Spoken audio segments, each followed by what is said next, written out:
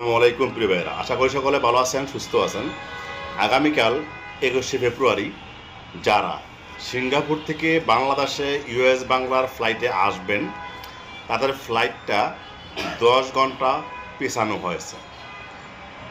অর্থাৎ আজকে রাত্রে হলো 20 তারিখ, আগামীকাল সকাল ভোর 5টা বাজে 5:30 ইউএস বাংলার ফ্লাইট ছিল, সিঙ্গাপুর টু ঢাকা 5:30 ফ্লাইট ছিল। সেই ফ্লাইটটা 10 ঘন্টা পিছিয়ে সিঙ্গাপুর থেকে বাংলাদেশের উদ্দেশ্যে ছেড়ে আসবে 3টা বাজে। আপনারা সেই জিনিসটা মাথা রেখেই এয়ারপোর্টের উদ্দেশ্যে রওনা দিবেন। চেষ্টা করবেন ফ্লাইটের কমপক্ষে 3 ঘন্টা আগে এয়ারপোর্টে থাকার জন্য। সো আগামীকালকে 21শে ফেব্রুয়ারি ইউএস বাংলা ফ্লাইট নির্ধারিত সময়ের থেকে 10 ঘন্টা পেছানো হয়েছে। যারা যারা আসবেন সবাই এই জিনিসটা মাথায় রেখেই বাসা থেকে বের হবেন, কারণ আগামীকাল ভোর 5:30 ফ্লাইট ছিল। অনেকে আজকে রাত্রে 12টা বাজে এয়ারপোর্ট চলে যেতেন, এটা করতে হবে না। আজকে রাত্রে বাসায় ঘুমাবেন আরামসে, কালকে সকালবেলা 10টা-11টার দিকে এয়ারপোর্টের উদ্দেশ্যে রওনা দিবেন, তাহলে কোনো সমস্যা হবে না।